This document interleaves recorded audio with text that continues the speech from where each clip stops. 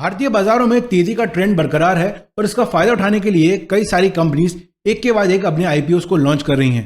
पिछले कुछ समय से मोस्ट ऑफ द कंपनीज जिन्होंने अपना आईपीओ लॉन्च किया है उन्होंने अपने निवेशकों को लिस्टिंग गेन्स दिए हैं और अब टीवीएस सप्लाई चेन सॉल्यूशंस का आईपीओ 10 अगस्त को सब्सक्रिप्शन के लिए ओपन होने वाला है। तो इस वीडियो में हम इस आईपीओ से रिलेटेड सारे इंपॉर्टेंट पॉइंट्स को कवर करेंगे जो आपको इस आईपीओ में अप्लाई करने से पहले जानना जरूरी है। हम इस आईपीओ के इंपॉर्टेंट डेट्स और डिटेल्स तो देखेंगे ही, इसके साथ हम जानेंगे कि टीवीएस सप्लाई चेन सॉल्यूशंस क्या काम करती है, इसके फाइनेंशियल्स कैसे हैं और हम इनके पॉजिटिव्स और नेगेटिव पॉइंट्स को भी देखेंगे। फाइनली इस आईपीओ में अप्लाई करना चाहिए या नहीं करना चाहिए इसका ओपिनियन मैं आपके साथ शेयर करूंगा। तो इस वीडियो को लाइक करने में बिल्कुल कंजूसी ना करें और चैनल पर पहली बार आए हैं तो सब्सक्राइब कर लीजिए क्योंकि इस तरह के वीडियोस मैं अपने चैनल पर लाता रहता हूं। तो चलिए आज का वीडियो स्टार्ट करते हैं। सबसे पहले जानते हैं कंपनी के बारे में। तो TVS supply chain solutions TVS logistics के नाम से इनकॉर्पोरेट हुई थी 1995 में और ये टीवीएस ग्रुप का पार्ट है जो 100 साल से भी ज्यादा पुराना है और टीवीएस मोटर्स भी इसी ग्रुप की कंपनी है। तो ये कंपनी काम क्या करती है ये समझते हैं। तो ये company supply chain management service और नेटवर्क सॉल्यूशंस प्रोवाइड करती है इंटरनेशनल ऑर्गेनाइजेशंस,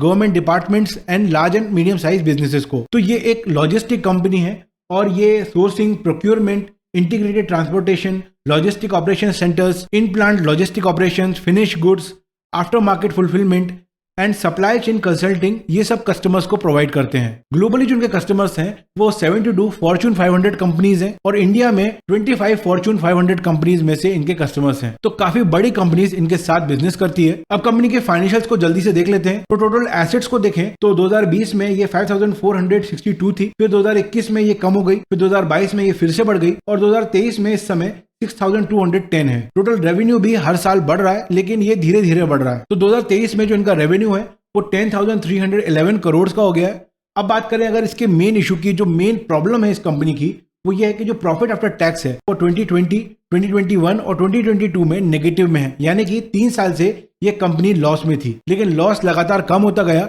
और फाइनली 2023 में ये कंपनी प्रॉफिटेबल हो गई है। 2023 में जो प्रॉफिट आफ्टर टैक्स है वो केवल 41 करोड़ का ही है। नेटवर्थ, रिजर्व एंड सरप्लस की ग्रोथ भी अनइवन है और इसके साथ कंपनी की जो बोरोइंग है वो भी अच्छी खासी है। लेकिन अच्छी बात यह है कि कंपनी की बोरोइंग जो है वो साल दर साल थोड़ी कम होती जा रही है और इस आईपीओ को लाने का कंपनी का ऑब्जेक्टिव भी यही है कि बोरोइंग को कम किया जाए और जनरल कॉर्पोरेट पर्पस के लिए कंपनी ये आईपीओ लेकर आ रही है। अब इस आईपीओ से related important dates and details को देख लेते हैं। तो इस आईपीओ में आप 10 अगस्त से लेकर 14 अगस्त के बीच में अप्लाई कर सकते हैं और जो प्राइस बैंड कंपनी ने रखा है वो 187 to 197 रुपीज पर शेयर रखा है और ये जो प्राइस बैंड है वो थोड़ा सा ओवर वैल्यूड लगता है क्योंकि कंपनी इस साल को अगर हटा ले तो पिछले 3 सालों से लॉस मेकिंग कंपनी थी, इस वजह से इसका अर्निंग पर शेयर भी कम है और इसका पी 193 निकल के आता है।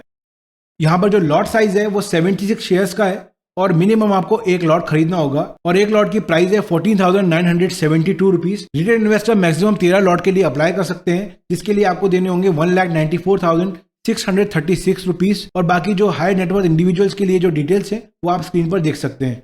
इसका इशू साइज जो है वो है 880 करोड़ का, इसमें से 600 जो है वो फ्रेश इशू है और 280 जो है वो ऑफर फॉर सेल है। 75% जो इशू है वो क्वालिफाइड इंस्टीट्यूशनल इन्वेस्टर्स के लिए है, 15% नॉन इंस्टीट्यूशनल इन्वेस्टर्स के लिए है और रिमेनिंग जो 10% है वो रिटेल इन्वेस्टर्स के लिए रिजर्वेशन रखा गया है। क्योंकि ये कंपनी पिछले कई सालों से लॉस मेकिंग कंपनी थी तो ये 10% से ज्यादा कोटा रख भी नहीं सकते रिटेल इन्वेस्टर्स के लिए, ऐसा रूल है। सेबी ने ये रूल रिटेल इन्वेस्टर्स को प्रोटेक्ट करने के लिए बनाया हुआ है। अब अगर ग्रे मार्केट प्रीमियम की बात करें तो ग्रे मार्केट प्रीमियम इस समय 30 रुपीज का चल रहा है।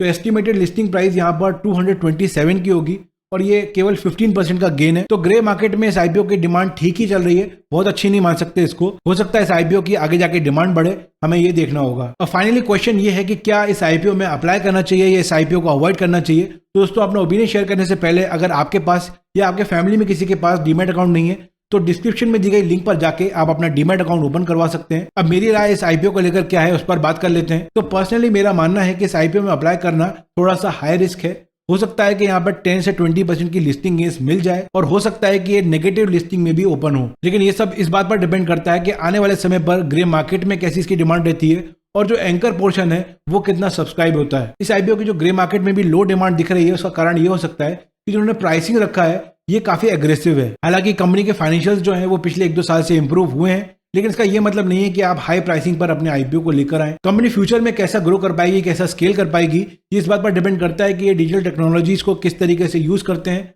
और लॉजिस्टिक्स सेक्टर जो है इसमें काफी ग्रोथ की अपॉर्चुनिटीज है इंडिया में। इनके जो कॉम्पिटिटर्स हैं वो भी काफी अच्छा कर रहे हैं। तो डिपेंड करता है कि ये फ्यूचर में किस तरीके से काम करते हैं। अभी जो उन्होंने प्राइस बैंड सेट किया है वो तो थोड़ा सा एग्रेसिव है, लेकिन हो सकता है लिस्टिंग के बाद प्राइस में थोड़ा सा करेक्शन देखने को मिले और फेयर वैल्यू पे हमें ये स्टॉक मिले, तो उस समय स्टॉक को बाय किया जा सकता है और मीडियम टू लॉन्ग टर्म के लिए होल्ड किया जा सकता है। लेकिन ध्यान रखिए ये कोई रिकमेंडेशन नहीं है। इस आईपीओ में अप्लाई करने से पहले या स्टॉक को बाय करने से पहले खुद रिसर्च कीजिए, उसके बाद ही डिसीजन लीजिए। कोई भी सवाल हो तो आप कमेंट सेक्शन में मुझसे पूछ सकते हैं। बाकी वीडियो कैसा लगा जरूर बताइए। अगर वीडियो अच्छा लगा तो लाइक कीजिए, अपने दोस्तों के साथ शेयर कीजिए और इस चैनल पर पहली बार आए तो सब्सक्राइब कर लीजिए एंड बेल आइकन प्रेस कीजिए ताकि आने वाले वीडियोस की अपडेट आपसे मिस ना हो। मैं मिलूंगा आपसे नेक्स्ट वीडियो में। Take care and have a great day.